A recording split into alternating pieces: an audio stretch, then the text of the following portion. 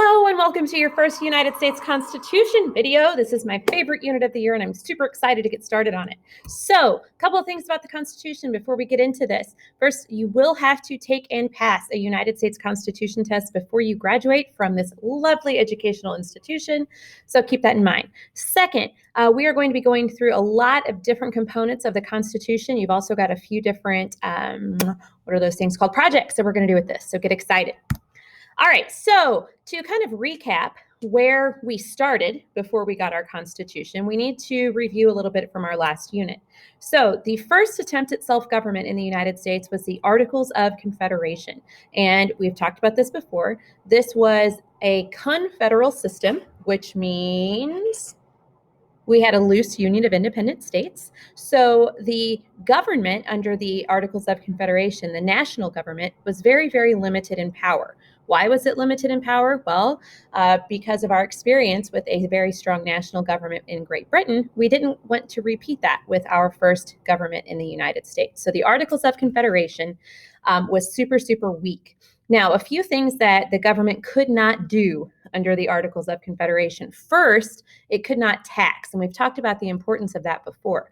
The government could not tax, so there was no way to generate revenue or to make money. If you don't have money, then you can't pay your debt, and we all know that war costs a lot of money. So the federal government really couldn't do much of anything. So it took this thing called Shays' Rebellion, which we talked about last chapter, to kind of open the eyes of the founding fathers to say, you know what, we probably need a stronger central government. So in addition to not being able to tax, there was no federal executive branch and there was no federal judicial branch. So because there was no executive branch, the central government couldn't really enforce any laws. If there was a dispute between states. This time, if you could dismiss the seniors to go to the auditorium to meet with the Johnson's representative. Seniors. If there was a dispute between the states, then the central government could suggest a solution to those problems, but they really couldn't enforce any decision that they made. Also, since there was no judicial branch, there was no one there to interpret how different laws would have gone with or against the Articles of Confederation. So, what then were the good things? Were there any good things about the Articles of Confederation? Well, the Articles did allow the United States to establish itself as an independent sovereign nation. So that was good. It also allowed the United States to survey and divide territory in order to make that new territory into states, okay? So one of the big accomplishments of the Articles was something called the Northwest Ordinance. So the Northwest Ordinance, whenever we think of the Northwest today, we think of like Oregon and Washington. But the Northwest Ordinance in this time period basically dealt with the area that's in like Pennsylvania and Ohio right now. Like that was the Northwest, which is really crazy to think about.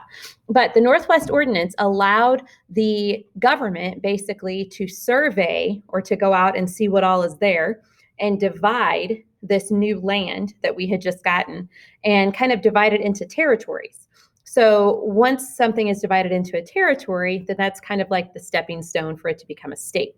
So the Articles of Confederation itself was a pretty weak thing, but it did allow us to expand territorially through the Northwest Ordinance. So eventually, what happens? How do we get away from the Articles of Confederation and move towards the Constitution? Well, we have this thing called the Annapolis Convention, and they meet in Annapolis, Maryland, and this is the summer before the Constitutional Convention, and they're going over issues dealing with interstate commerce. So that phrase, interstate commerce, means how money goes back and forth between state lines. So we've talked in class about how the government under the Articles basically all of the states had their own form of currency. So it made interstate commerce very, very tricky. So they go to the Annapolis Convention, they talk about this issue, and they say, you know what, maybe we should meet again to revise the Articles of Confederation. And they agree to do that the following summer. That's it for this video. See you next time.